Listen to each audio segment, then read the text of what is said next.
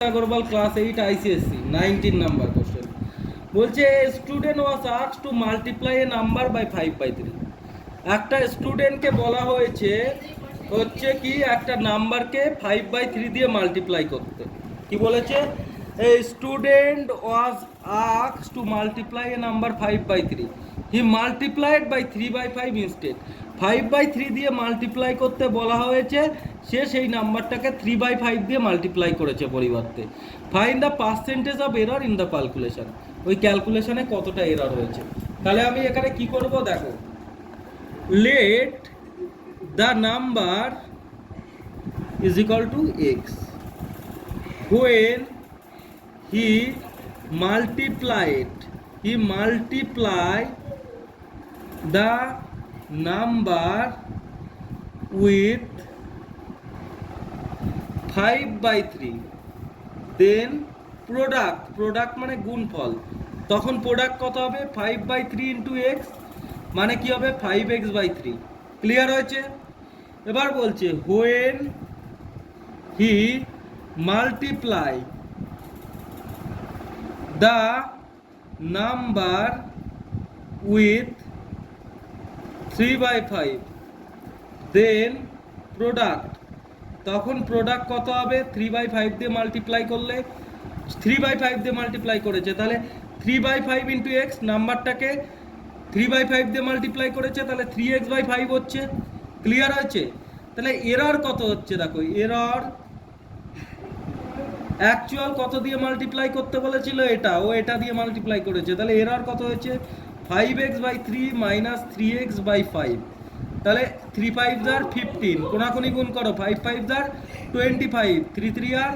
9x LCM কত হলো 3/5 আর 15 কোনাকুনি গুণ করছি 5 × 5 করলে 25x মাইনাস 3/3 আর 9x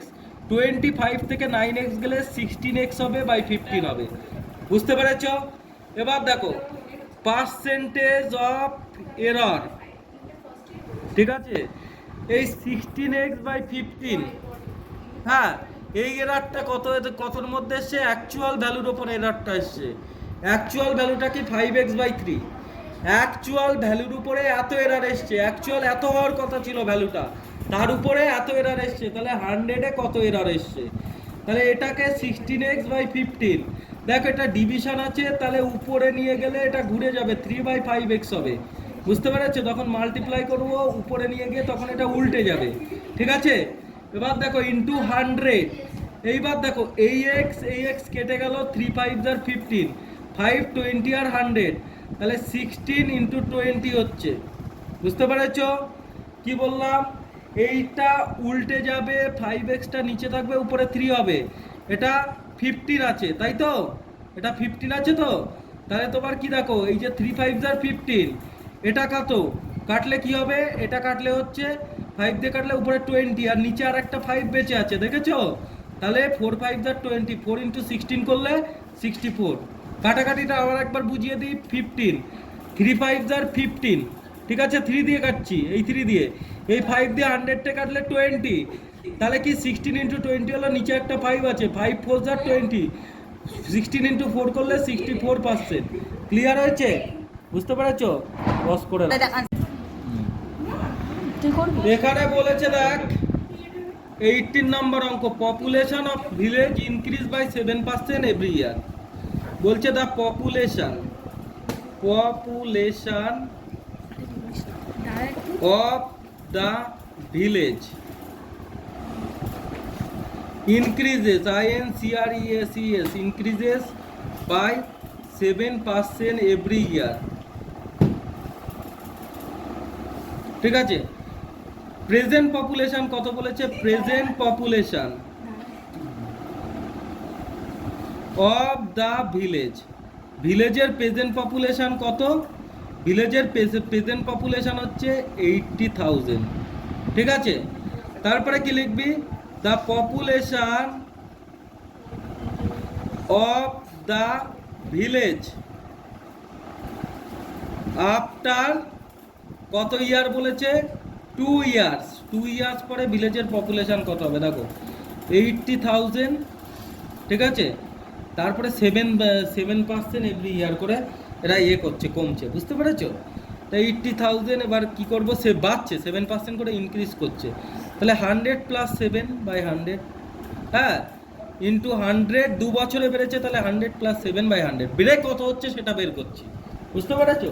যদি বলতো 5% করে বেড়ে কত হচ্ছে পপুলেশন, তাহলে 100 প্লাস 5/100, 100 প্লাস 5/100। যদি 3 বছর বলতো তাহলে এই 100 প্লাস 7 এটা 3 বার লিখতাম, 100 plus 7/100 into 100 plus 7/100 into 100 plus 7/100। যদি বলতো ডিক্রিজ করেছে 7%, তাহলে কি করতাম, 8000 ইন্টু 100 মাইনাস 7/100 ইন্টু 100 মাইনাস 7/100, এইভাবে করতাম। ক্লিয়ার হয়েছে? এবার দেখো 80,107 ইন্টু 107 বাই 100 ইন্টু 100, এইটা দুটো জিরো, এই দুটো জিরো, এই দুটো জিরো, এই দুটো জিরো কেটে দিলাম। এবার 107 ইন্টু 107, সেটার সাথে 8 গুণ করলে হয়ে যাবে 107 ইন্টু 107, ঠিক আছে? বুঝতে পেরেছো? এইবার দেখো এটা একটু সহজভাবে গুণ করা যায়। 107 ইন্টু 107, দেখো আমি একটা গুণ করার নিয়ম বলে দিচ্ছি। 107কে 100 প্লাস 7 লিখতে পারো, 107 ইন্টু 100 করলে 10700, এটার সাথে এটা ইন্টু করলে প্লাস 7 এর সাথে এটা ইন্টু করো, 7 7 আর 49 এর 9 ক্যারি 4, হ্যাঁ, 7 0 আর 0, 4 বসে গেল, 7 1 আর 7, তাহলে 9 4, 7 আর 7 14 এর 4 ক্যারি 1 11, ঠিক আছে? 11 4 4 9, 8 9 দা 72 এর 2 ক্যারি 7, ঠিক আছে? 4 8 দা 32 ইন্টু 32 প্লাস 7 মানে 39 ক্যারি 3, ঠিক আছে? 4 8 দা 32 আর 5 35 ক্যারি 3, 8 11 আর 88 আর 3 91। দেখো অ্যান্সারটা, পজ করে দাও।